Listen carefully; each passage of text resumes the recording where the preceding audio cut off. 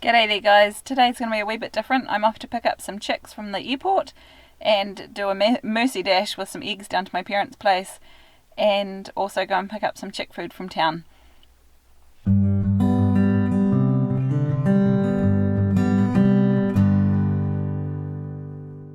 It's a bit of a dreary Friday morning and you'll get to see this on Monday probably.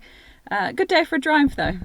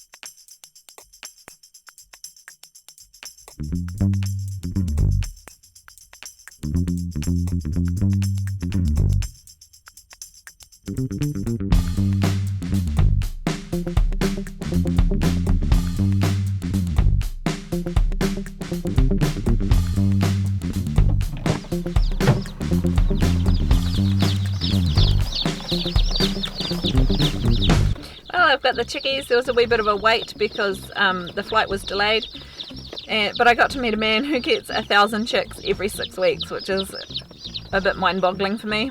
So I'm going to head into town now and go and get the chick food. Our airport's out in the middle of absolutely nowhere here. We're surrounded with farmland, there's cows, or a bit of a country hick. It is an international airport, but only just, and at the moment there's barely any planes going in or out because of the lockdown. So it's really quiet here, but surprisingly there's a lot of cars. You can see them out in the car park. If you look out this way, there's the farmland that you can see.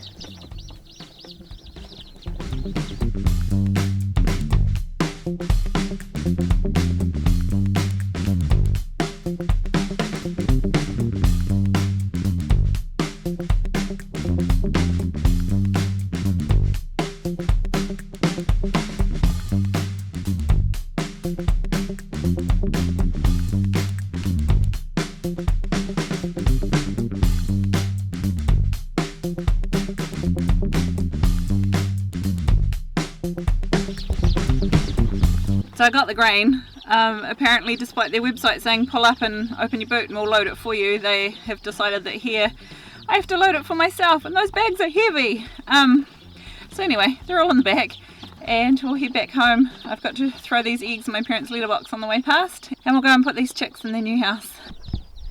We're busy playing tag with using the cameras.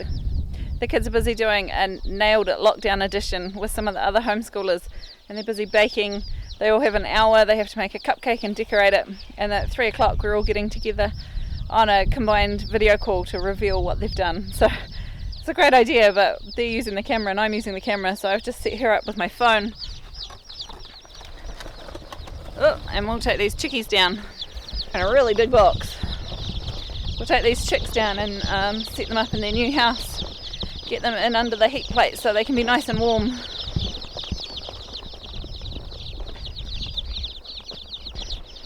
We're raising these chicks to be able to sell them on as laying chickens, so they should be nice and ready to start laying in probably September, October later in the year. That's springtime for us. We like to get our baby chicks in the spring and get them starting laying in autumn, because that's when our older layers start going off the lay for molt. But most people that decide to get chickens usually ask for them in springtime. So raising them in autumn is the best thing for us because they start laying in springtime. There we go. We're in the brooder house. We've actually got our wee white silky rooster in here at the moment. We've called him Spazzy. We tried to move some of the big chickens in with the last lot of the laying chickens, they're all about the same age, about the same size, but they went in yesterday and this morning we've gone down and 2 of them have just been pecked to pieces. So Spazzy's in here just recovering. He was just really muddy and needs to dry off a wee bit. So I'll move him back through. So we've had to take those chickens out and we've actually put them in the rabbit shed with the rabbits.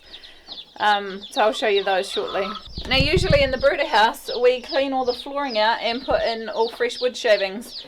But unfortunately with the lockdown, our place that we get our wood shavings from is shut. So these are dry.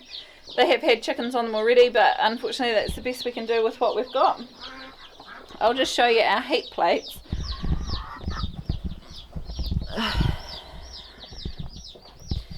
These are our homemade heat plates. They have on the bottom here, these are reptile warmers. They're just pretty much plastic that conducts electricity, and then we've just made a frame with them, and they keep the chickies warm.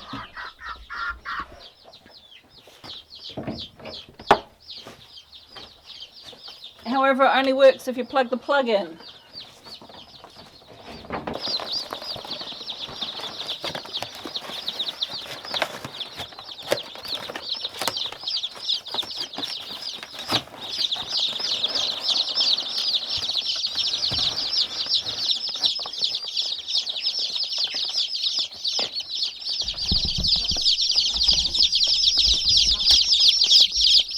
There we go, 60 little fluffies.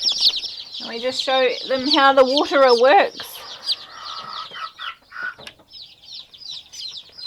And then pop them in under the heat. Well, unfortunately the plug wasn't turned on, so those heaters are not currently hot. So I have hooked up the heat lamp as well. And I'll come back down in an hour or so and make sure that those heat mats have actually heated up for the wee chicks. They should do. It'll just take a wee while, that's all. I thought I had them all set up and turned on yesterday, but apparently not.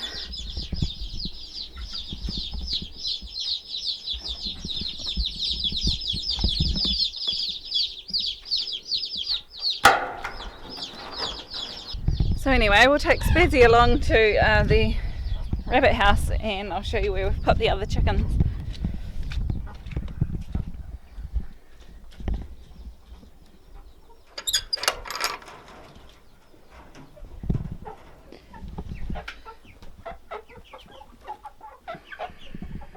Here we go, we've put the chickens in here and the rabbits are just hanging out over there in the back with the buck.